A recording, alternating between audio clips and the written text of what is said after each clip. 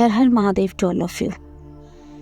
मेरा आज का टॉपिक ये है कि बहुत से मेरे पास कमेंट्स आते हैं या जब भी मैं किसी का सेशन लेती हूँ उसमें भी इस तरह के क्वेश्चंस रहते हैं कहीं ना कहीं डीएम्स के कि इस तरीके का डीएम बिहेव कर रहे हैं, तो अब मैं उनके साथ कैसे बिहेव करूँ।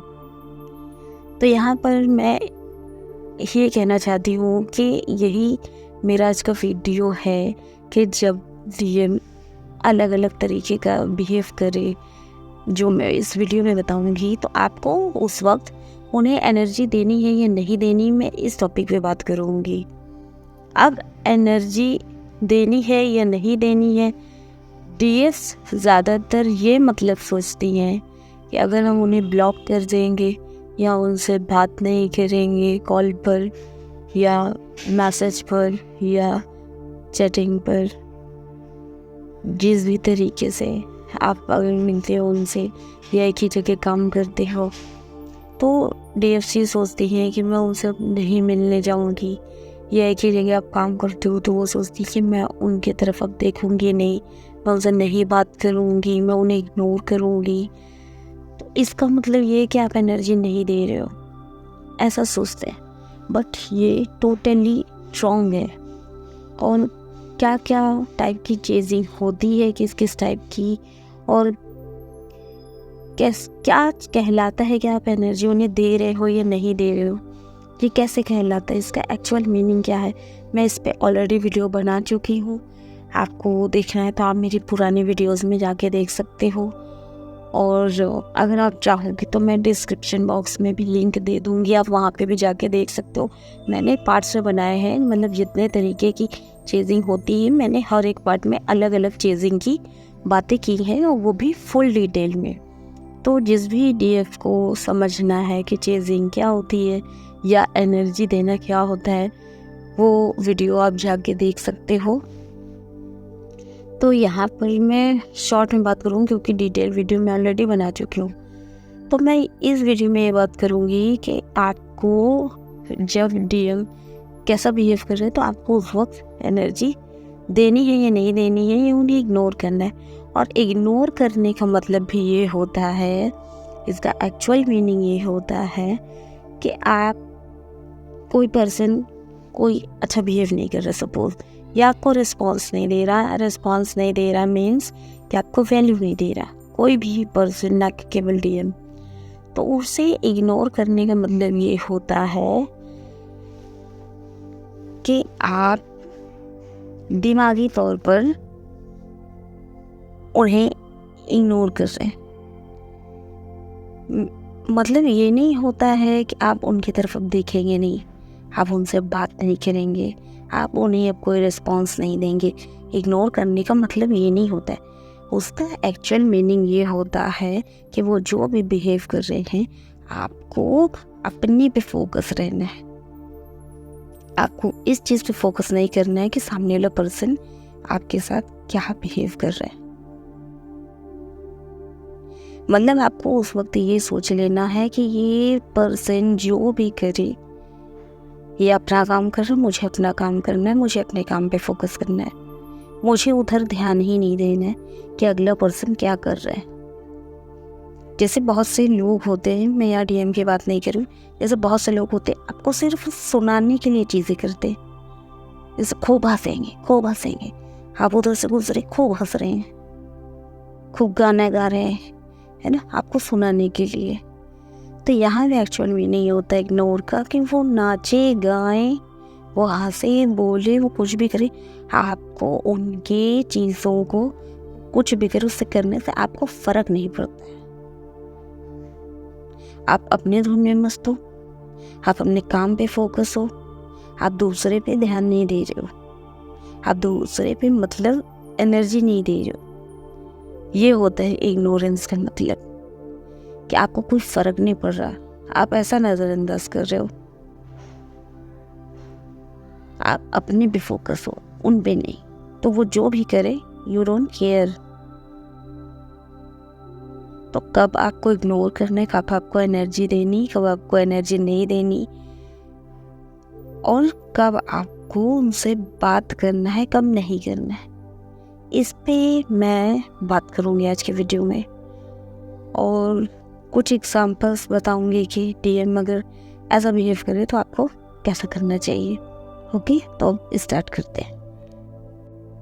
तो पहला पॉइंट ये है कि डीएम जब भी आपसे कांटेक्ट करें वो केवल फिजिकल होने की बात करें, केवल सेक्स की बातें करें कि आप ऐसा करो, वैसा करो, यहाँ मिलो, वहाँ मिलो, ये वो जो भी, खाली यही सारी बातें करें, तो उस वक्त आपको उन्हें क्लियरली नो कह देना है। और क्लियरली नो तब कह देना है कि जब भी वो आपके पास आए तब खाली यही बातें करें, लेकिन आप जब उन्हें कांटेक्ट करने की कोशिश कर रहे हो तो वो आपको रिप्लाई नहीं दे रहे, या दे रहे तो बड़े घंटों घंटों में दे रहे हैं, बट उनको अगर ये चीज़ चाहिए तो वो आपको तड़ा मैसेज करे जा रहे, तड़ा मैसेज करे जा रहे, और आप तो उनके पीछे पागल हुई, तो आप भी लगे हो उनके साथ, फटाफट मैसेज दे रहे हो, कुछ सेकंड में मैसेज दे रहे हो।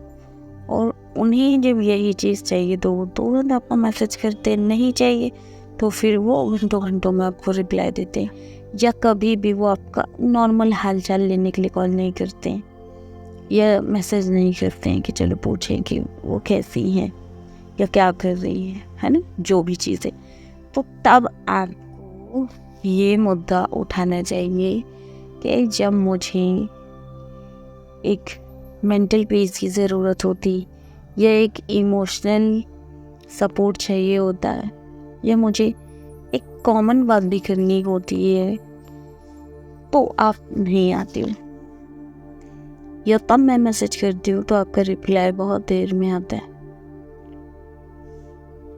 मीन्स कि आपको पता है कि वो इस टाइम खाली है तो भी आंसर नहीं आ रहा है, वो आपके सामने बहुत बिजी बन रहे, तब आपको ये चीज़ कहनी।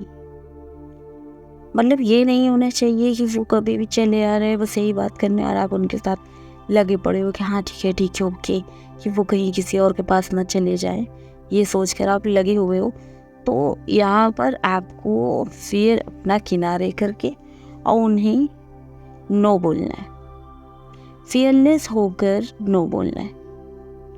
और एक पॉइंट मैं ये भी ऐड करना चाहती हूँ इसी में कि आपको अगर फियर भी हो सपोज, तो ऐसा रिश्ता किस काम का जो केवल फिजिकल नीड के लिए हो, और वो भी जब सामने वाला चाहे तब, जहाँ पर आपकी वैल्यू को न समझा जाए, आपके इमोशनल चीज़ों को न समझा जाए, आपकी वैल्यू ना की जाए, सिर्फ आपकी बॉडी की नीड हो, तो ऐसे रिश्ते को ज़्यादा बचाने की कोशिश नहीं करना चाहिए, चाहे वो आपके डीएम ही क्यों ना हो। तो ऐसी जगह पे एनर्जी नहीं देना चाहिए, उन्हें साफ इनकार करें बिना डरे हुए, और ख़ुद पर अच्छे से वर्क करें। आप बात करते हैं सेकंड पॉइंट की। सेकंड पॉइंट ये है कि वो आपके साथ गलत बिहेव करें, कि आप उन्हें जब भी मैसेज करो तो वो भागता हुआ आपको मैसेज करें, या आप उन्हें कॉल करो तो वो सही तरीके से आपसे बात ना करें, मीन्स कि वो आपकी वैल्यू ना करें, तभी आपको एनर्जी उन्हें नहीं देना चाहिए और उन्हें चेज़ नहीं करना चाहिए। क्योंकि यहाँ पे मैं बस मोटी मोटी बात कर रही हूँ, बहुत डीप बात नहीं कर रही हूँ। तो जैसा कि अगर आप चेजिंग में लगे हुए हर तरीके से कोई भी पर्सन, कोई सामने वाला बंदा आपसे ऑलरेडी फ्रस्ट्रेट है और आप उसके और पीछे पड़े रहेंगे, आप उसको थोड़ी थोड़ी देर में मैसेज करेंगे, कॉल करेंगे, तो वो आपसे और दूर भागेगा। तो यहाँ पे क्या होगा कि जब कोई पर्सन फ्रस्ट्रेट है तो उसको आप स्पेस दें, उसको आप थोड़ा अपने में, अगर वो पर्सन टाइम चाह रहा है तो उनसे अपने में टाइम दे के आप अपने में लगे रहिए, ठीक है कोई बात नहीं।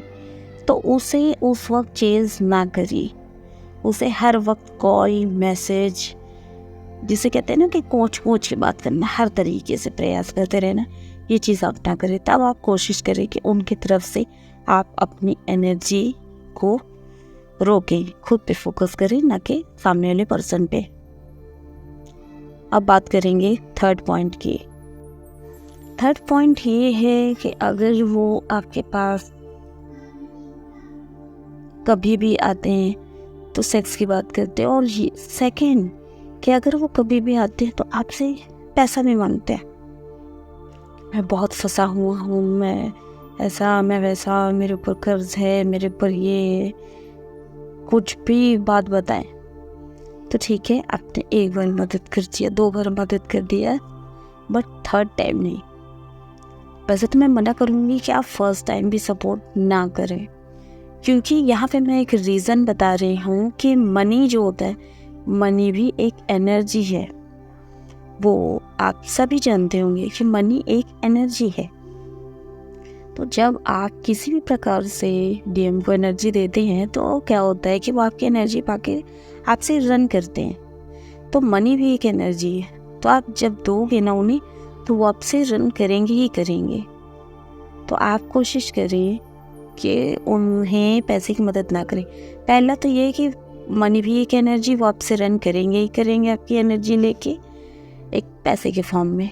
और इसी में एक पॉइंट मैं ये भी जोड़ूंगी कि आप ऐसा करेंगे तो आपका जो पर्सन है ना, वो अगर काम नहीं करते हैं, सपोज़ कि अगर वो जॉब वगैरह भी नहीं करते तो और भी नहीं करेंगे वो, क्योंकि वो जानेंगे कि हाँ, मुझे अगर नीड होगी पैसे की तो मेरी डीएफ तो है, वो तो मुझे दे देगी, वो तो मुझे सपोर्ट कर ही देगी। तो वो अपने काम में अच्छे से फोकस नहीं करेंगे या काम ढूंढने की या करने की कोशिश नहीं करेंगे। और अगर सपोज़ कि वो जॉब कर भी रहे हैं और उसके बाद भी उन पे कुछ प्रॉब्लम आई है या जो भी है, तो आप एक हद तक ही उन्हें सपोर्ट करें, बहुत ज़्यादा हद तक सपोर्ट ना करें, मेरी यही राय है। और ये जान कर आप मदद करें कि आपको वहाँ से पैसा नहीं मिलने वाला है वापस से, क्योंकि डीएम बहुत रेयर है कि अपनी डीएफ को पैसा वापस करे। वो कुछ भी बहानेबाजी करते बट वापस नहीं करते। और ये मैं फैक्ट बता रही हूँ कि मैंने बहुत सारे सेशंस लिए हैं और मैंने देखा है कि वो पैसे वापस नहीं करते हैं। तो आप उतना ही सपोर्ट करें जितना आपके बस में हो, ठीक है। ऐसा ना करें कभी भी कि अपना जेवर बेचें या कुछ भी करें, क्योंकि डीएफ अपने डीएम के लिए हर चीज़ करने को रेडी होती। तो ये सब ना करें, और जितना सपोर्ट कर सकते हो करें या तो ना करें। साफ साफ उन्हें यहाँ पर भी बोल दें कि मैं सपोर्ट नहीं कर पाऊँगी किसी भी तरह से, मेरे पास नहीं है, ठीक है। अपने अनुसार आप करें, ओके। आप बात करेंगे पॉइंट नंबर 4 की। 4th पॉइंट में ये है कि सपोज़ के उन्हें कोई प्रॉब्लम है और वो आपसे डिस्कस नहीं करना चाहते, मतलब उनका मूड ऑफ है, आपने उनसे बात की, बस उन्होंने सही से जवाब नहीं दिया आपको, तो आप पूछोगे उनसे कि क्या हुआ है। लेकिन अगर वो कुछ कह रहे हैं कि हाँ कुछ प्रॉब्लम, कुछ हुआ है जो वो आपसे शेयर नहीं करना चाह रहे हैं, तो फिर यहाँ पे आपको क्या करना चाहिए कि यहाँ पे आपको उनसे बार बार ज़बरदस्ती नहीं पूछना चाहिए। एक बार पूछिए, 2 बार पूछिए, वो आपको नहीं बताना चाहते हैं तो उनको उनके हाल पे छोड़ दीजिए। और यहाँ पे मैं एक पॉइंट और बताऊँगी, ये 5th पॉइंट भी आप कह सकते हैं, इसी में प्लस कर लीजिए कि आपको उनके लिए आप एकदम डेस्परेट हो गए कि अरे वो परेशान है, उन्होंने मुझे बताया नहीं, चलो मैं उनका कर्मा हीलिंग में उनकी मदद कर दूँ, चलो मैं उनकी इस चीज़ में मदद कर दूँ, ये कर दूँ, वो कर दूँ। तो ये आपको नहीं करना चाहिए।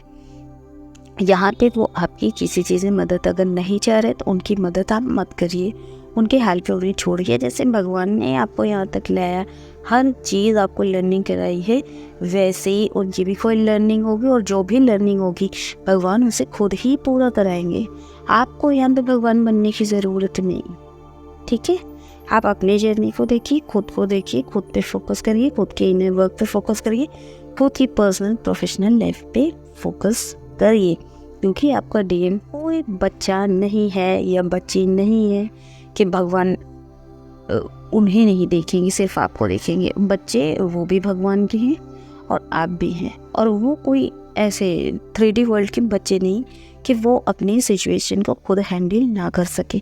तो उन्हें ज़बरदस्ती का सपोर्ट करना या ज़बरदस्ती उनके लिए हीलिंग करना, ज़बरदस्ती उनके कर्मा हीलिंग कर ले, उनके पितृ दोष को दूर कर ले, ये कर ले वो कर ले, नहीं, ये सब नहीं करना है। जैसे भगवान आपको यहाँ तक लाए उन्हें भी लेके जाएंगे।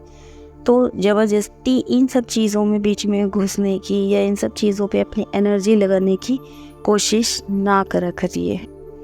और लास्ट पॉइंट में ये कहना चाहूँगी कि आप उन्हें, आपको याद करने की इच्छा है आप याद करिए, उन्हें आपको कॉल करने की इच्छा है आप करिए।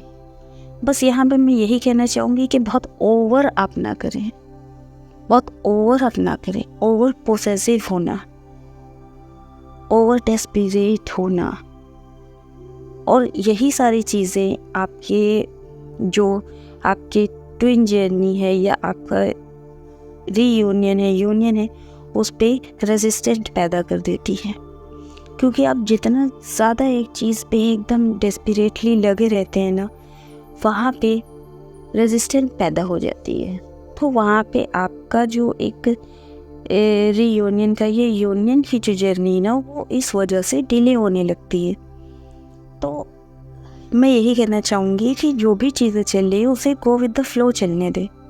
आप उस पर एक जो कॉमन प्रोसेस है वो होने दें। ये ना करें कि ज़बरदस्ती आप उस पर घुसे जा रहे हैं, ज़बरदस्ती आप किसी को उंगली करे जा रहे हैं, नहीं। गो विद द फ्लो रहें और खुद के इनर वर्क पे, खुद पे फोकस करें, खुद पे ध्यान दें ज़्यादा, उन पे कम, क्योंकि भगवान उन्हें भी देखेंगे। ओके। और कहाँ पर आपको एनर्जी देना चाहिए, आपको एनर्जी अब अलग से देने की बात नहीं करूँगी, बट आप वहाँ पे, जैसे होता है ना, बहुत से लोग समझाते हैं आपको कि आप बहुत ज़्यादा उनसे बात ना करें, बहुत ज़्यादा उनसे मिले नहीं, है ना। तो यहाँ पे मैं यही कहना चाहूँगी कि अगर आपका रिश्ता बहुत अच्छा चल रहा है, एकदम सही ट्रैक पे है, तो आप ये सोचो कि उन्हें मैं ज़्यादा लंबा बात ना करूँ वरना मेरी एनर्जी उधर चली जाएगी, तो ये आप ना करें। या मैं उनसे कम मिलूँ, सब सही चल रहा है फिर भी मैं उनसे कम मिलूँ, मेरी एनर्जी उधर चली जाएगी, तब ये चीज़ आप ना सोचें। क्योंकि अगर चीज़ें स्मूथली चल रही, आपको उनसे बात करके लो फील नहीं हो रहा है, आपको उनसे मिल के ड्रेन फील नहीं हो रहा है, आपको उनसे मिल के आपको ये नहीं लग रहा है कि आपके जर्नी में रुकावट आ रही है, या आप इनर वर्क सही से नहीं कर पा रहे हो, या आप खुद पे केवल फोकस नहीं कर पा रहे हो, अपने काम पे फोकस नहीं कर पा रहे हो, या आप लो फील नहीं कर रहे हो ये सारी चीज़ें करके, उनसे मिल के, उनसे ज़्यादा बातें करके, तो आप उन्हें अच्छे से टाइम दें, आप उनको अच्छे से बात करें, उनसे सही से मिलें। तब आप ये चीज़ ना करें कि नहीं मैं कम मिलूँ, मैं कम बात करूँ। तो यहाँ पे आप एनर्जी दे सकते हो, बट ज़बरदस्ती कोई सामने वाला पर्सन अगर नहीं चाह रहा तब आप ज़बरदस्ती कर रहे हो, तो ये चीज़ ना करें। यहाँ पे ज़रूरत ये होती है कि उन्होंने आपको आपकी कोई कमी दिखा दी, तो आप उस कमी पे खुद के ऊपर वर्क करिए। अगर आप उन्हीं के पीछे भागते रहेंगे तो फिर वो आपसे और ज़्यादा भागेंगे। तो यहाँ पर ये हो जाता है कि वो आपको ये चीज़ें या किसी भी बात पे ट्रिगर इसलिए कर रहे हैं कि आप खुद को सुधार सके, ना कि इसलिए कि ना कि इसलिए कि आप उनका पीछा और पकड़ते जाएं। ठीक है, तो मेरी इस बात को आप समझिए। तो आप जब इतना कर लेंगे, इतना आगे बढ़ जाएंगे ना, और जो चीज़ें मैं समझाती हूँ शुरू से लेके अभी तक, अगर कोई भी मेरी वीडियोस को शुरू से लेके अभी तक देखता आ रहा है, फॉलो करता आ रहा है, तो वो खुद ही जान जाएगा, इतना आगे आके मेरी हर एक वीडियो को ध्यान से सुन के उस पर वर्क करे अगर, तो वो यहाँ तक खुद ही जान जाएगा कि आपको कहाँ पे एनर्जी देनी और कहाँ पे नहीं देनी। वो उस काबिल खुद ही, वो डीएफ लड़की हो या लड़का की बॉडी में हो, वो खुद ही जान जाएगा या जान जाएगी कि आपको कब एनर्जी देनी है, कितनी एनर्जी देनी, कहाँ एनर्जी नहीं देनी है, कहाँ बिल्कुल भी एनर्जी नहीं देनी, कहाँ थोड़ा सा अपने ईगो को साइड रख के भी चीज़ों को कर देना है। वो चीज़ आप खुद जाने लगोगे, इतना आपको खुद ही समझ में आ जाएगा। तो अब मिलते हैं नेक्स्ट वीडियो में। मेरी नेक्स्ट वीडियो आने तक के लिए आप सबको हर हर महादेव।